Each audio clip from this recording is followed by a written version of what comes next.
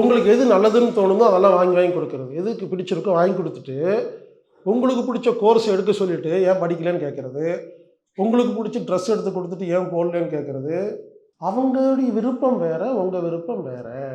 அப்போ அந்த படத்த திரும்ப திரும்ப பாருங்க. உங்க வீட்ல யாராவது கணவரோ, மனைவியோ இம்சையா இருந்தா, நீங்க அவங்கள்ட்ட சொல்லலாம்.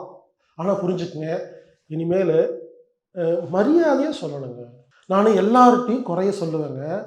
ஆனா அவங்க அதுக்கப்புறம் என்ன எதிரியா பார்க்கறது இல்ல. அதுக்கப்புறம் என்கிட்ட பேசாமலாம் போமாட்டாங்கங்க.